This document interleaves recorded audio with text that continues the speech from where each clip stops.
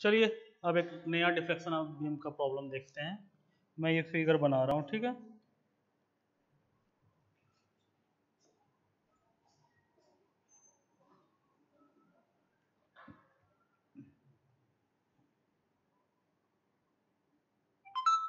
ये रिएक्शन आपका R B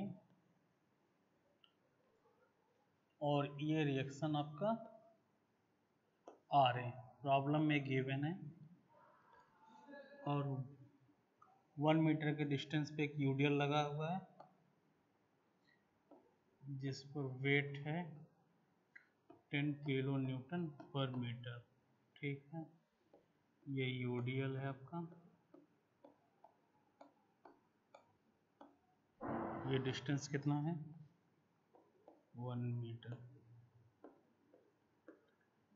ये आपका ए पॉइंट है, ये सी है, ये डी पॉइंट है। यूडीएल 2 मीटर की लंबाई में है और ये डिस्टेंस बी से डी के डी से बी के बीच का आपका 2 मीटर है। अब आपसे कहा जा रहा है डिफ्लेक्शन फाइंड आउट करना है इस बीम के मिड पे, ठीक है। ठीक, तो सबसे पहला स्टेप आपको क्या बताया था,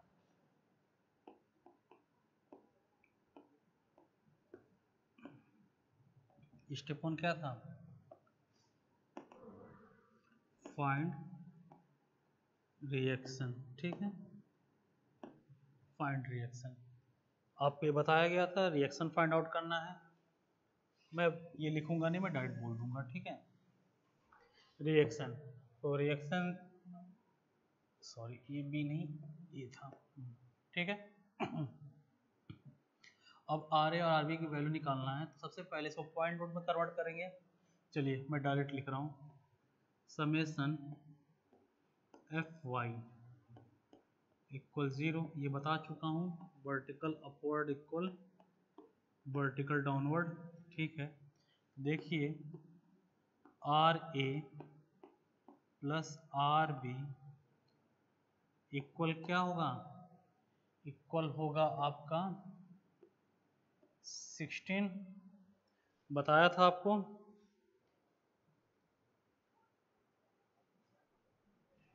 एट ही है ना, हाँ ठीक है, 16 ही है, 8 ही है। Equation number 1, second equation summation, summation नहीं, एम से निकाल लो मोमेंट, कहाँ पे लिया जाए, एनी पॉइंट मतलब ए पे चलिए ले लें, इक्वल 0। इसका मतलब क्या था, clockwise moment equal anti clockwise moment. चलिए इसकी वैल्यू निकालते हैं, क्लॉकवाइज मोमेंट और एंटी क्लॉकवाइज मोमेंट। तो क्लॉकवाइज मोमेंट आपका हो जाएगा, मैं यहीं पे लिख दे रहा हूँ, आर ए, तो इसी पॉइंट पे है तो ये आपका क्लॉकवाइज होगा 8 × 2, ये लोड हो गया 112 इक्वल आर बी इंटू 5। यहाँ से आर बी की वैल्यू अगर कैलकुलेट किया जाए 32 divide by 5, R B equal कितना हो जाएगा 6.4, हाँ अगर यूनिट इसका किलो न्यूटन है तो किलो न्यूटन, ठीक। और ये वैल्यू हम यहाँ पुट कर दें तो आर ए की वैल्यू कितना होगा 16 माइनस 4, कितना आएगा 6.9। हमें आर ए की वैल्यू 6.9 किलो न्यूटन देख लीजिए, फिर आगे बढ़ते हैं। इतना देख लीजिए, ठीक है। देखिए जल्दी, मैं ब्लैक बोर्ड से हट रहा हूँ।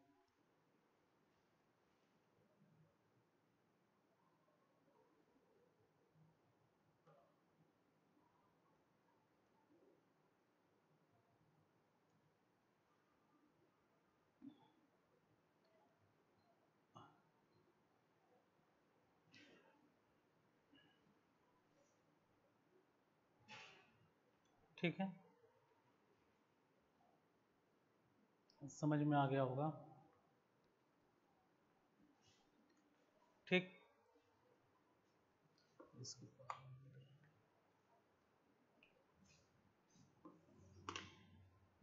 देख लीजिए ध्यान से।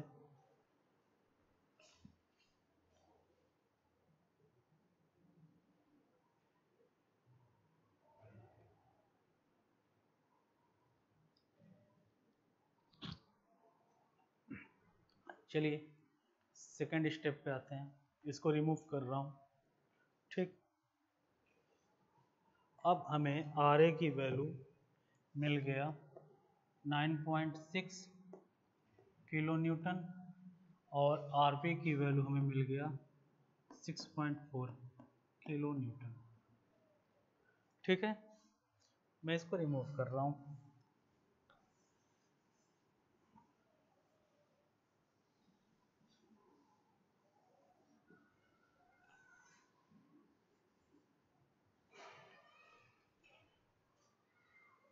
चलिए अब हमें मोमेंट लेना है, लेकिन देखिए यूडियल है, मैंने बताया था सेक्शन कट करेंगे, ये एक्स सपोज कर लीजिए है पॉइंट लोड के केस में। इसके लिए तो 9.6x हो जाएगा, लेकिन अब यूडियल है, अब इसमें हम क्या माइनस करें, ये भी हमको डिस्टेंस नहीं पता है। अगर हम x ले रहे हैं ये कितना होगा, ये कितना है, और या तो अगर हम यूडियल पूरे बीम पे बना दें, कम से कम यूडियल इस सेक्शन को कट होना चाहिए, ये हमने ऐड किया तो हम उतना ही इधर से ऐड कर दें। अब हम सेक्शन कट करेंगे तो इस पूरे का हो जाएगा। ठीक है, कितना माइनस कर सकते हैं ये दिख रहा है, हमें केवल यही तो अब माइनस करना होगा। ठीक है, और इसके लिए भी हमें मिल रहा है। ठीक, देखिए यूडियल के केस में हमेशा अगर बीच में है तो इसको एंड पॉइंट तक यूडियल जितना लोड लगा उतना अपवर्ड डायरेक्शन अपोजिट डायरेक्शन दोनों अपोजिट डायरेक्शन में ऐड कर देते हैं। तो इसका मोमेंट अगर हम लिया जाए तो ये एम एक्स एक्सिस के अबाउट, इस मतलब ये सेक्शन जो कट किया गया है एक्स एक्स के अबाउट लिया जाए तो क्या होगा, ये क्लॉकवाइज होगा 9.6 एक्स होगा, मैंने बताया था कंपार्टमेंट लाइन माइनस। अब आप देखिए अगर यहाँ तक तो प्रॉब्लम थी, लेकिन अब ये यहाँ तक है तो हम इसको पॉइंट लोड में कन्वर्ट करेंगे तो इसके डिस्टेंस कितना होगा, ये आपका 8x-1 होगा, ये इसका एरिया हो गया। अब कितना होगा, कहाँ पे लगेगा, x-1/2, यही तो होगा, देख लीजिए। ठीक है, ये तो हो गया ऊपर के लिए। अब इसके लिए अगर आए तो ये क्लॉकवाइज घूमेगा, क्या हो जाएगा, x 8 हुआ, क्या हो जाएगा x-3, और ये x-3/2, देख लीजिए ध्यान से देख लीजिए, यही होगा।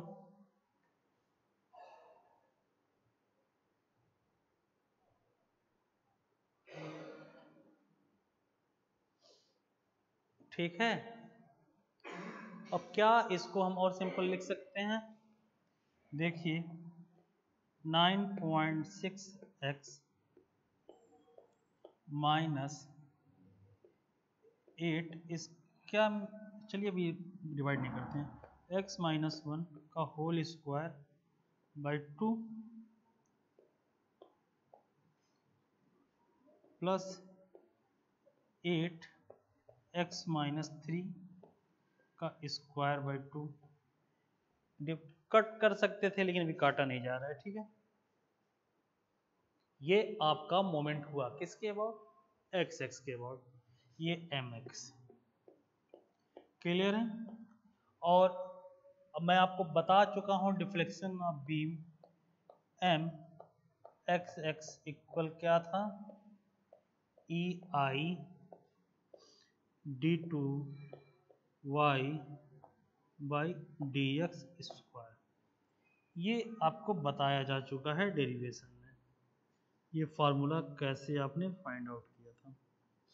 ठीक है, देख लीजिए, क्या हम इस mx की जगह ये वैल्यू पुट कर सकते हैं? हाँ, पुट कर सकते हैं। मैं ये मार्किंग कर लूँ, चेक करूँ जरा इसके अंडर में ही आएगा।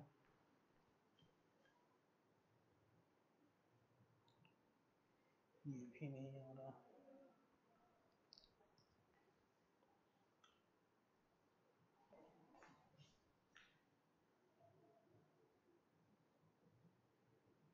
ठीक है, मतलब यहाँ लिखा जा सकता है इस रीजन में।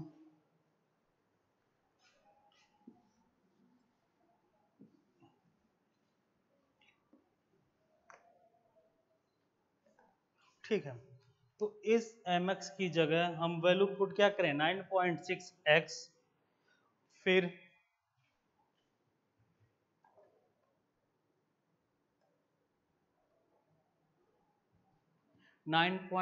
अब हम इसकी जगह पुट कर दे mx की जगह, क्या हो जाएगा? ये पहले इसको लेफ्ट हैंड साइड वाले की साइड लिखते हैं, राइट हैंड में इसको लिखते हैं E I D two Y D X square equal, देखिए इसकी वैल्यू पुट कर दें, 9.6x होगा माइनस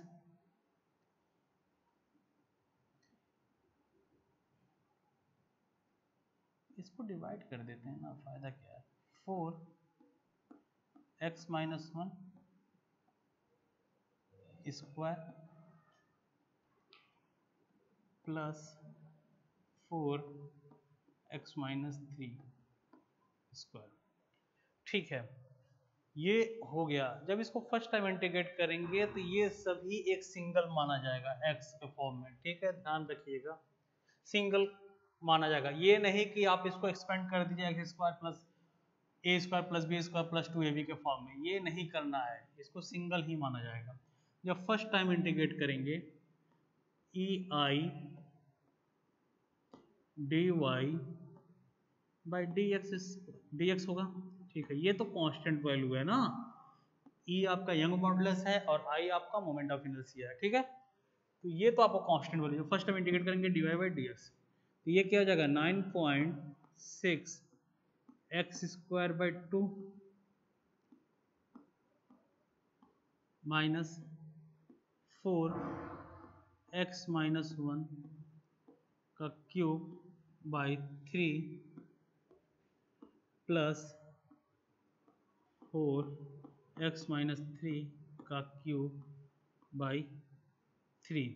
देखिए पहला इंटीग्रेशन देख लीजिए आप,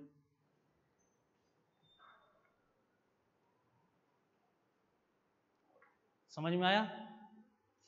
फिर क्या, अब ये मैं आपको बता चुका ये किसको रिप्रेजेंट करता है,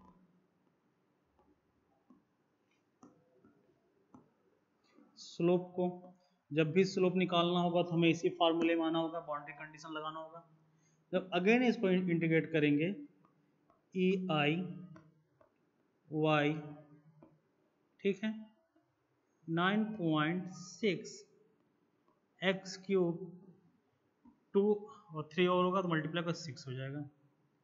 ठीक, माइनस 4x माइनस 1 पावर 4 और ये हो जाएगा 12 plus 4x minus 3 power 4 by 12। देख लीजिए,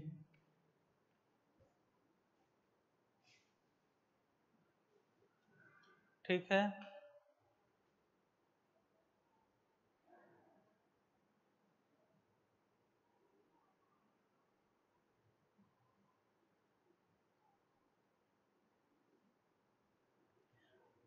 आपने देख लिया। अब इसको क्या बताया गया था आपको, डिफ्लेक्शन डिनोट इसी से करते थे। जब भी हमें डिफ्लेक्शन फाइंड आउट करना होगा तो हम इस इक्वेशन का यूज करेंगे, ठीक है। जब स्लोप फाइंड आउट करना होगा तो हम इस इक्वेशन का यूज करेंगे, ठीक। और डिफ्लेक्शन के लिए अब हम इस इक्वेशन यूज करेंगे। अब देखिए हमें बाउंड्री कंडीशन अप्लाई करना है, ठीक है। इसको मैं हटा दूं, इसको मैं हटा दे रहा हूं।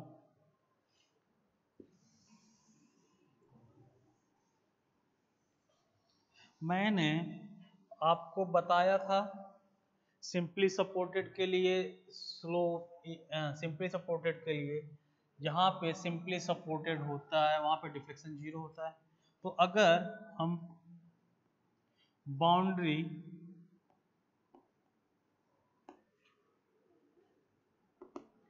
कंडीशन अप्लाई करें तो क्या होगा, x equal 0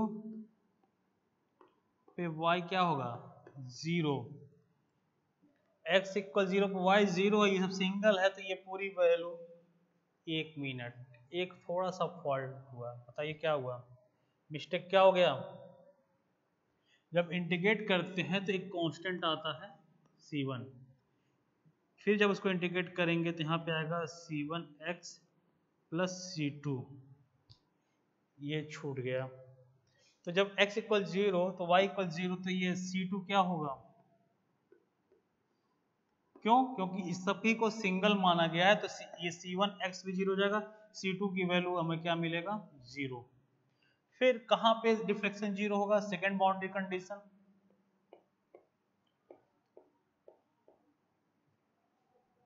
x equal l पे y इक्वल क्या हो जाएगा 0। अब यहाँ x इक्वल l क्या है, l मतलब यहाँ 5 है। अब बताइए जब ये वैल्यू 0 हो गया,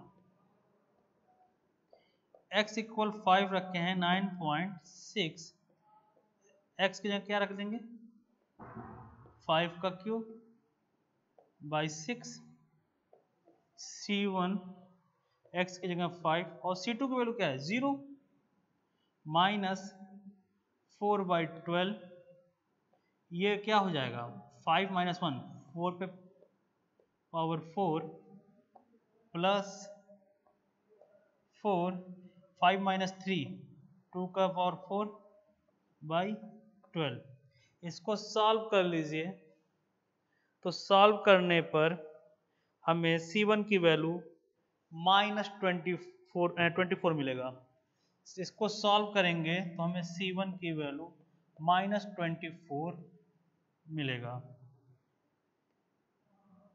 ठीक है, माइनस 24 मिलेगा। अब हमें प्रॉब्लम में पूछा जा रहा है कि आप बताइए डिफ्लेक्शन मैक्सिमम ना पूछकर ये पूछा है डिफ्लेक्शन बताइए मिड पॉइंट पर। तो मिड पॉइंट इसका क्या होगा, x इक्वल क्या रखेंगे बताइए, x इक्वल क्या रखेंगे मिड पॉइंट 2.5। तो हमें डिफ्लेक्शन फाइंड करना है, फाइंड डिफ्लेक्शन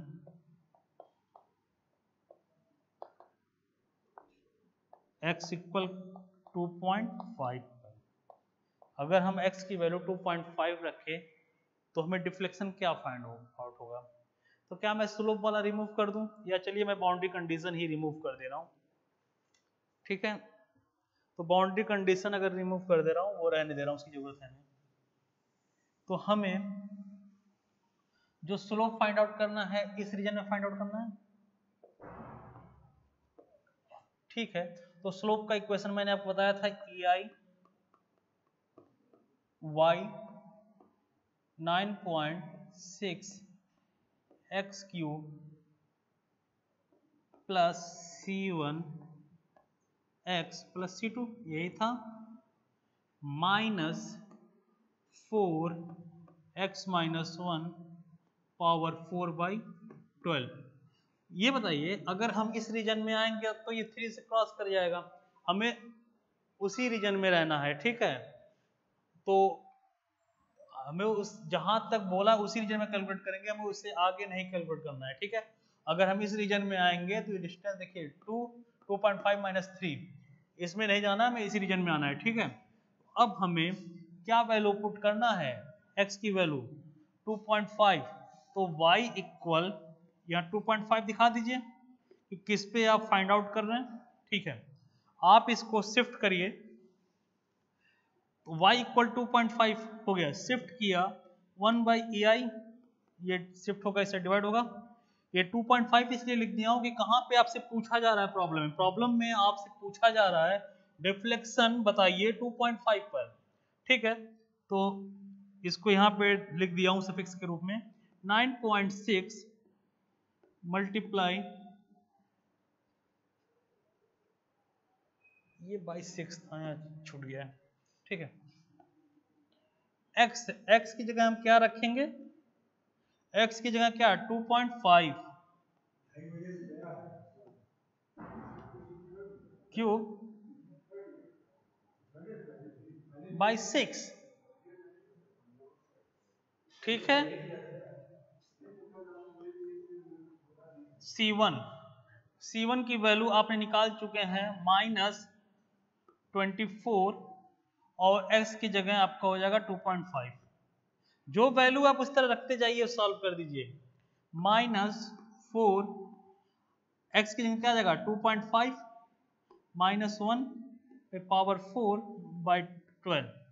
इसको सॉल्व कर लीजिए तो आपको मिलेगा -36.86 सॉरी 36.687 डिवाइड बाई EI। ये आपका डिफ्लेक्शन होगा कहां पे 2.5 मीटर के डिस्टेंस पे। अब अगर प्रॉब्लम में आपको मान लीजिए बीम का शेप दिया हो कि इस शेप का बीम है, तो क्या हम आई फाइंड आउट कर सकते हैं? हाँ, फाइंड आउट कर सकते हैं डायरेक्ट। अगर आई की वैल्यू ना दे, अब कह दे बीम आपका रेक्टेंगुलर शेप है, तो ये आपको पता है ये बी है ये डी है, तो इसका आई क्या होता है BD³/12। तो आपको ऐसा कर सकता है वो प्रॉब्लम में कि आपको आई डायरेक्ट ना देकर शेप बता दे, और उस शेप का रेक्टेंगुलर शेप है, उसका विड्थ कितना है, डेप्थ कितना है, थिकनेस क्या है, जिस फॉर्म में भी देना चाहे आपको दे सकता है। और आई आपका यंग मॉडुलस है, ये वैल्यू भी आपको दे सकता है, ठीक है। ये आपका यंग मॉडुलस है। तो आपको हो सकता है आई और ई का डायरेक्ट प्रोडक्ट का नाम दिया हो कि ये इसकी वैल्यू ये है, तो आप यहां पुट कर दीजिएगा। तो डिफ्लेक्शन ऑफ बीम आप किसी भी पॉइंट पे निकाल सकते हैं, ठीक है। और डिफ्लेक्शन ऑफ बीम में ध्यान रखिएगा उससे पहले तक ही कैलकुलेट करते हैं जहां तक उसका इफेक्ट है उस डिस्टेंस का, ठीक है। क्लियर है? चलिए आज का टॉपिक एंड करते हैं, फिर अगली क्लास में देखा जाएगा।